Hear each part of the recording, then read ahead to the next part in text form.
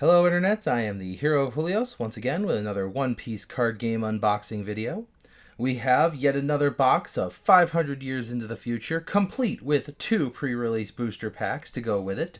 I'm gonna just do a little disclaimer that there are some Egghead Island cards here, and I have a chance of slipping up and saying some spoilers about Egghead if I really get off subject onto a tangent, so sorry about that up ahead. Otherwise, let's begin. We'll start off with the pre-release packs.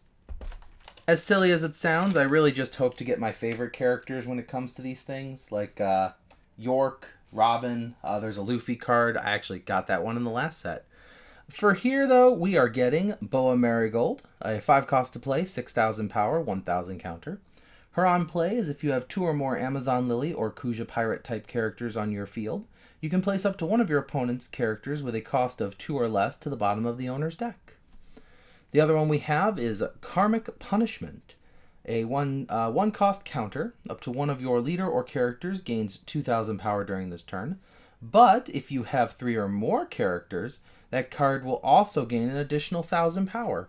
It also has a trigger that allows you to KO a rested character of 4 cost or less on your opponent's side of the board. Well, that's kind of nice. Personally, I like Sandersonia more than Marigold if I had to pick between Hancock's sisters, but you know, for now, that's it's nice. It's as long as it's a pre-release card that I don't already have, I'm usually pretty happy. I have preferences, but that's about it. We got Porshami for this one. He's a 2 cost to play, 3,000 power, 1,000 counter.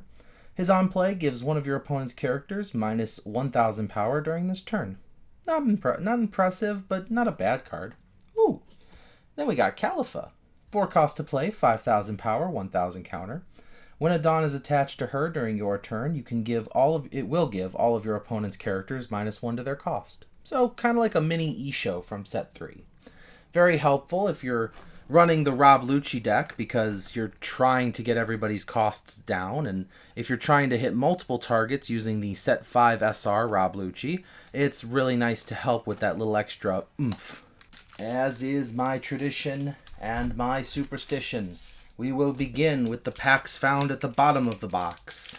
Hopefully, this left pack will give us something amazing to prove my theory because, well, let's just say last box did not. But my theory goes, if you have the bottom 2 packs, don't give up hope, because maybe there's something good down there. Right now we got Blue Jam as our first pack, then Gizmonda, Dogrun Magra, Maha, Dracule Mihawk, Island of Women, Megaton Ninetails Rush, followed by Pythagoras, Crocodile, the Dragon Leader card, and for our rares, Blaze Slice, and Margaret. Okay, well, that was the first of 2. 50% chance of one of them being bad, but hey, we got a 50% chance of one being good, so let's not give up hope. Come on, here we go. Oh, let me open you a pack. There we go. We're starting off strong with Fuza, followed by Edison.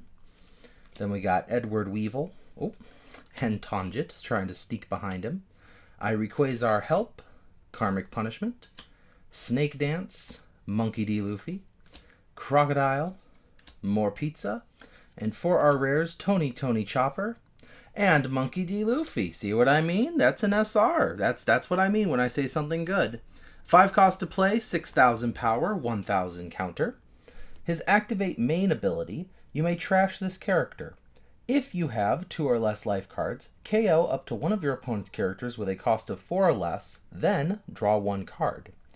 His trigger KOs up to one of your opponent's characters with a cost of 4 or less. So kind of the same as his ability.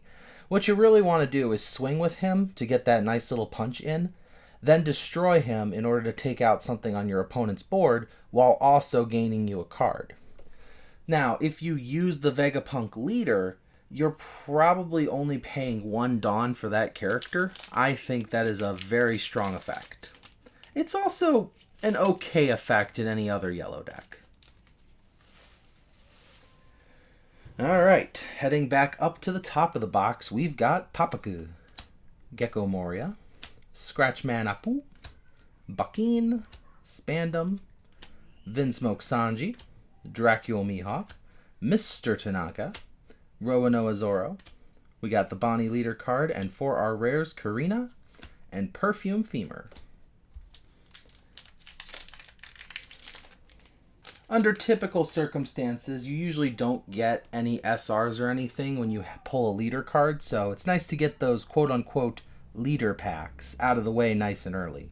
We got Jinbei here, followed by another Scratchman Apu, Dogra and Magra, and we got the lovely York, who I wish wasn't evil, but that's okay, followed by Iron Body, Aladdin, Egghead, Mr. Tanaka, Atlas, who is not evil and is very cool, Captain John, and for our rares, a Rouge, ooh, and an SR Sanji, who looks evil in this suit, but is not.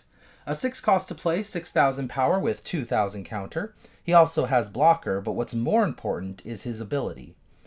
If the number of Dawn cards on your field is at least 2 less than the number on your opponent's field, give this character in your hand -3 cost.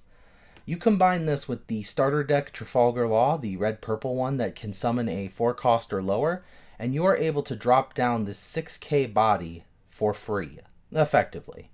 Yeah, you're losing a lot of Dawn, but it's worth it in the long run to get rid of your opponent's thing and drop down a big heavy blocker like that. There's a reason that, as of the recording of this video, Law is one of the most powerful decks, actually the most powerful deck in Japan. Sadly, Edison is not in that deck. Tanjit is not either, or Jinbei. We also got Pickles, Aladdin, Korobu, Island of Women, Joseph, Gloriosa, Grand Mignon, Big Bun, and for our rares, Frankie. Oh, and this is one of the special print cards. 3 cost to play, 4,000 power, 1,000 counter. This is Don Quixote do Flamingo from the actually from the very first booster pack. So he's a blocker with the on play that lets you look at the top 5 cards of your deck, and then you can place them at the top or bottom of your deck in any order you want. This is just a really nice art. The SPs from this set are just characters chilling and enjoying life as it comes. This is Doflamingo with his family. You can see there's Sugar, there's Mach-Vice. I think that's Gladius in the background. The rest are just, other people, but very, very nice. I'm very glad. I like that I get at least one SP every set. I don't really have the, well, I guess I could buy the other SPs, but that's really expensive, especially some of them. I mean, I think the special Nami from this set is going to be crazy price. Or is that set 8? I'd have to look again, but regardless, we got one. That's very cool. I'm very happy. We have Baskerville to follow that up. What an act to follow. Followed by Portia Me, Marigold, Gecko Moria, Vinsmoke Sanji, Dice, Mihawk, Ninetales Rush, Moria himself again, Slave Arrow, and for our rares, Kaku and Baccarat. I really like the special cards because, for the most part, as someone who has been around since set 1, it's not really a need to get my hands on the Doflamingo or any card that has already come out, but it is nice to have. I love alternate arts. I think that's one of the best parts about this game. So getting more and more of those would be cool. I hope every set keeps doing that. I also hope every set keeps giving out 2 Dawn cards, because it makes it really easy to get a full play set of that for whatever you're trying to do. Our 2 rares for this pack are Ein and the Demonic Aura 9-sword style Ashura Demon 9 Flash. Kind of spoiled it for myself. I apologize. I'll have to spoil it for you guys too. I saw something shiny, so we know something shiny's at the end of this pack. I think we're just going to try and burrow our way down to it. We got Chopper, Morgans, we got Dragon Breath, followed by Monkey D. Luffy, Hattori, and for our rares, Sengoku. Oh, and the alternate art of Lilith. 3 cost to play, 5,000 power. She has no counter power, but that's okay, because her on play, we look at 5 cards from the top of our deck and reveal up to 1 Egghead type card other than Lilith. Then we add that to our hand and place the rest at the bottom of our deck in any order. But what's really cool about her is trigger. If your leader is Vegapunk, play this card. Just plop her down. You don't even have to pay any, like, discarding cards from your hand or anything. Very nice, very strong, and a decent waifu card, if I may say so. I'm more of a York guy than Lilith, which it's super ironic that Oda made the evil Lilith, you know, the evil side of Vegapunk, Lilith, the one that did not betray him. In fact, the one that betrayed him was the laziest of them all, York. Oh, speak the name and she appears. Atlas as well. Anyways, we got Slow Beam, the Dragon Leader card, followed by Lucy and Fisher Tiger as our rares. Well, I feel like we kind of already signed off on this box. There's really nothing else to obtain. We got the wealth of Doflamingo and the fame of the latest waifu of the world, Lilith. So I guess all we need is power. Maybe we'll get the secret rare for that power. We'll have wealth, fame, and power. But for now, in this pack, we've got Boa Sandersonia, Slow Beam Sword, Spandam, Little Koala, Hattori, Shave, and for our rares, Portuguese D Ace and another Fisher Tiger. That's 2 packs in a row. I wonder if we can get a third. Can we get a third? Type in the comments if you believe. Can we get a third Fisher Tiger in a row? Is he behind all these characters that I am not listing off their names? Oh, that's actually kind of funny. We got both Hancock sisters right after each other. Anyways, we got Califa, Slow Beam Sword. Oh, Salome. We got everyone who hangs out with Hancock. Except Lucci. He does not hang out with Hancock. For our rares, we have Blaze Slice and Monkey D. Luffy. So, no Fisher Tiger. No triple hit. Oh, I actually just had a realization about that Fisher Tiger card. I mean, he's not a supernova or anything, but if you dropped him down, you could actually play the 8-cost Rosinante from set 4, the secret rare, and then you could drop him down and use his pseudo rush ability to attack a character. That's not a bad idea. Not a bad combo potential there. Our rares were Monkey D. Luffy and Arouge. Sorry, it slipped my mind while I was theory crafting to just talk about an idea. It's not every day that I come up with an idea that I haven't heard someone else say, so. Anyways, in this pack, we've got Apu, followed by Jinbei, Edward Weevil, Blue Jam, Keep Out, Pickles, Koribu, Roanoa Zoro, Pythagoras, the Slow Beam, and for our rares, Lucy, and Basil Hawkins. Hawkins is a 6-cost to play, 7,000 power character of the Supernova variety. That's relevant and important because if your leader is Supernova, he gains blocker. What's more interesting about him is once per turn, if this character would be removed from the field by your opponent's effects, you may rest one of your opponent's characters instead. So even if they try to KO it, just rest one of their characters. If they try to put it in your life stack, rest one of their characters. If they try to bottom deck it or bounce it back to hand, just rest one of their characters. Don't let your opponent fool you, though, when it comes to things like on-play abilities. For example, Stussy. If your opponent plays Stussy, they blow something up, and then they tell you to blow up, Basil Hawkins, rest their Stussy. Remember, on-play abilities cannot activate until after the card has arrived on the field, so it's very important to keep that in mind. Coincidentally, if your opponent is playing Basil Hawkins and you try to blow him up and he says no, for our rares we have Trafalgar Law, Rob Lucci, and we have the Dawn card. I'll be right back. I'll explain my Hawkins thing in a moment. So, this Dawn card is from the Paramount War, when the warlords had gathered together to help the Marines fight off Whitebeard as he was trying to save Ace. Granted, at this moment, they were the 5 warlords of the sea because, Jinbei had said, no, I don't want to fight, and Blackbeard was nowhere to be seen at the moment. He was actually currently in Impel Down, trying to free all the prisoners. Not a great guy, that Blackbeard. It's a great scene. I'm glad it's got a Dawn card. There's so many Dawn cards I want to see happen in One Piece. Anyways, the Hawkins, as I was saying, it's a once per turn ability, so try to find a way to bait your opponent out of using Hawkins' ability early, and then go for the kill. In this pack, we've got Aladdin, Tony Chopper, Sandersonia, Korobu, More Pizza, Masked Deuce, Nico Robin, and for our rares, we're going to claim the One Piece. Oh, and Lilith. I already explained Lilith's abilities because I pulled the alternate art, but I will allow us to take a moment and appreciate the regular art. This is right after she first introduced herself to the Straw Hat crew, telling them that she was Vegapunk.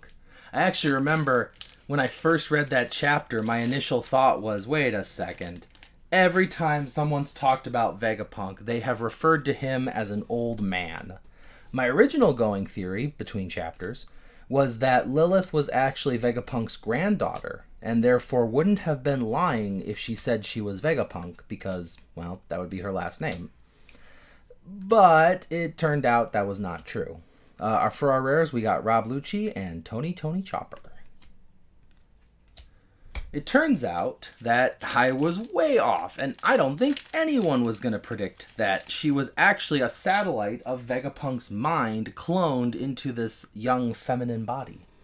I very much appreciated that immediately after she was like, "Behold, it is I, Vegapunk," Nico Robin was the first to say, BS, that is not, Vegapunk is an old man, and then she proceeded to explain things.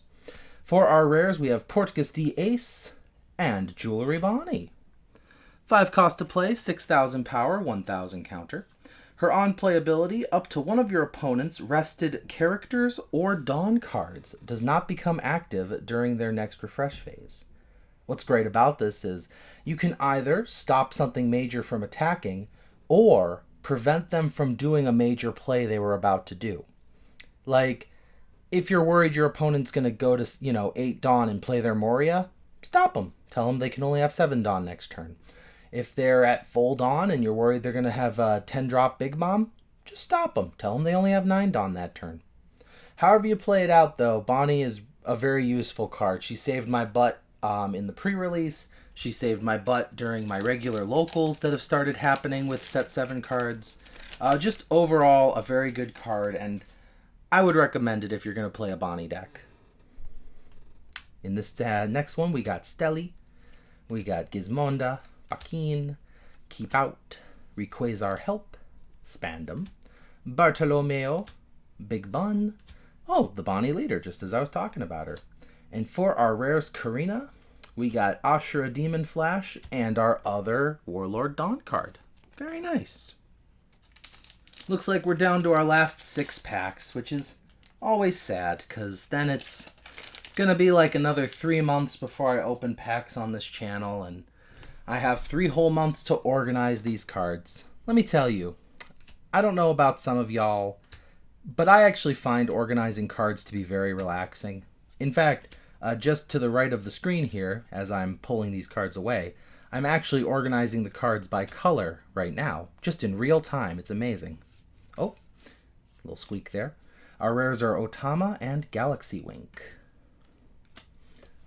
But I organize them, a little preemptively while I'm opening the booster packs. Just makes it easier to have it for when I organize later. I've got huge boxes all organized by color and by set, and it's just relaxing to me. I enjoy doing it. Almost as much as I enjoy reading Egghead for the 8th time. Korobu, Califa, Zoro, Slave Arrow, Caribou, and for our rares Kaku and Boa Hancock. Let me tell you, in set 1, I could not get away from this card, from this character. Boa Hancock from set 1 was a blocker. It was a good card, but I had so many copies of it. This one, on the other hand, is a 6 cost to play, 8,000 power. Her on play is very strong. Up to one of your opponent's characters, other than Monkey D. Luffy, cannot attack until the end of your opponent's next turn. Then, place up to one character with a cost of 1 or less at the bottom of the owner's deck. You're not gonna use the second effect very often in the current meta, mostly because black and Gadatsu and yellow kind of prevent people from wanting to play one-cost characters. But if you end up fighting something aggressive in red, it might be a very strong card to consider. The other part, though, I love because it is absolutely lore accurate. Hancock's ability just paralyzes the target, stops anyone from attacking except for Luffy, who just, due to being Luffy, is completely immune to her ability. I love it. I love when the cards are very lore accurate. For our rares, we have Outlook the Third and Porch. This 3-cost to play 5,000 power beauty has the on play of Dawn -1. After you've Dawn -1, you can look at the top 5 cards of your deck, reveal one Foxy Pirate type card other than this, reveal up to one Foxy Pirates type card and add it to your hand. It doesn't say other than Porch. Then, place the rest at the bottom of your deck in any order, and play up to one character card with 4,000 or less power from your hand. So, you can fill up your board, you could search for another Porch, like you don't even have to throw that searcher away if you don't want to. Wow, oh, that's actually really nice. It's just a shame the Foxy Leader is not very good. As much as I would love to get the alt-art Foxy Leader, and I'm definitely going to build a Foxy deck just for the fun of it, it ain't something I'm bringing to Nationals, if that's what you're asking. It's definitely a for fun, not for glory deck. Sorry, Moda. Dogura and Magura, we got Califa, the Island of Women. Dice, we have another of the beautiful York, Ito Mimizu, Grandma Nyan. He possesses the world's most brilliant mind, and for our rares, we get Frankie.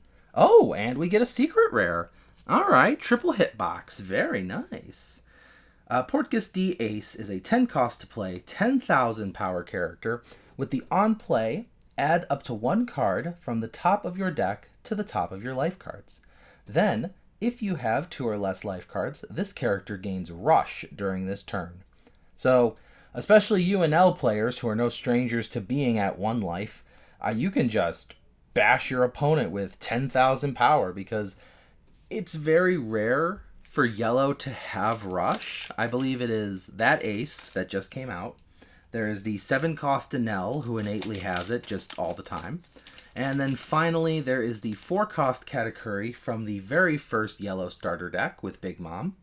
That one is the one that gains Rush if you have less life than your opponent. So, for our silver medal pack, we got Megaton Rush, we have Egghead, we got Dracule Mihawk, followed by Sanji, Don Quixote do Flamingo, Moda, and for our rares, Outlook the Third and Tempest Kick. I mean, we already got all the hits of this box, so I don't know if I can even call this pack the gold medal, so instead, I will call this pack the farewell pack. This is the pack that will end the video, so let's look back and enjoy our times with Gizmonda. We got Edison and the Vega Force 1, those are cool. We got Marigold and Morgans, the big newsman himself. Another of York, my favorite satellite, even though she's evil. Snake Dance, Tony Chopper. We got Dragon's Breath, Ito Mimizu, and for our rares, Monkey D. Luffy, and a Galaxy Wink. Look at that, where the cards are even winking us goodbye. Is that not nice?